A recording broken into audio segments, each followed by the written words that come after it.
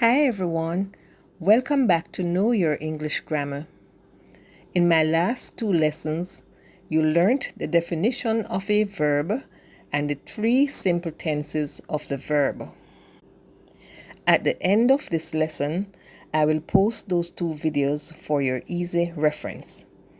In this lesson, you will learn about the other three tenses of the verb, the three perfect tenses. The perfect tenses. The perfect tenses refer to an action that is completed or perfected at the time of the statement. The three perfect tenses are the present perfect tense, the past perfect tense, and the future perfect tense. Each perfect tense requires a form of the verb to have as a helping verb, plus a special form of the main verb called the past participle. For example, brought is the past participle of the verb to bring. The present perfect tense of brought is has or have brought. The past perfect tense is had brought, and the future perfect tense is shall have or will have brought. So now, let's look at the three perfect tenses, starting with the present perfect tense. The present perfect tense refers to an action that was completed in the past but is part of a series of actions that is continuing into the present. The present perfect tense is formed by combining the verb has if the subject is singular or have if the subject is plural with the past participle of the main verb. The structure is subject plus have or has plus the past participle of the verb. For example, John has completed his job for today. John is the subject, has is the helping verb, and completed is the past participle. This means that for today, John completed his job, but he may have more jobs to complete in the future.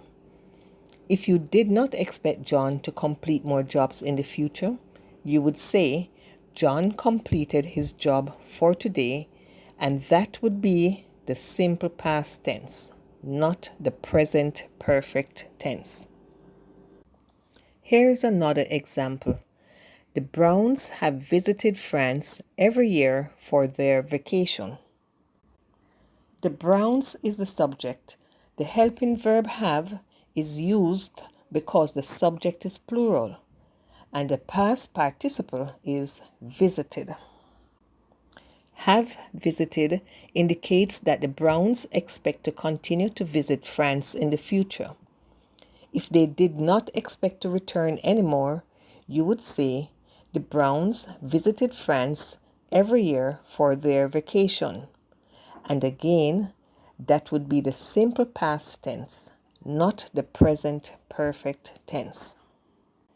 Therefore, the decision whether to use the simple past tense or the present perfect tense depends on the precise meaning you wish to convey.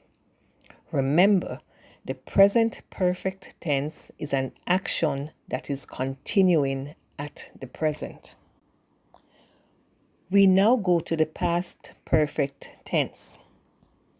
The past perfect tense, A, denotes an action that was completed before another event which was also in the past, and B, it indicates an action that was completed before a past time. The past perfect tense is formed by combining the helping verb had with the past participle of the principal verb. The structure is subject plus had plus the past participle of the verb. Here are some examples. A. They had already finished all the food by the time John arrived at the party.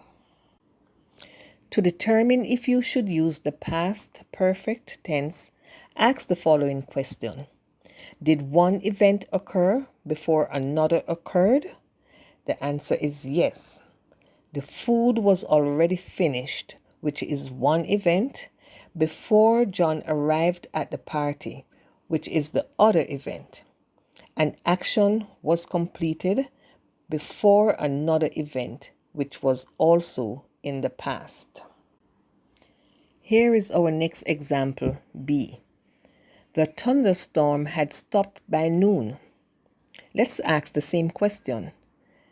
Did one event occur before another occurred? The answer is yes.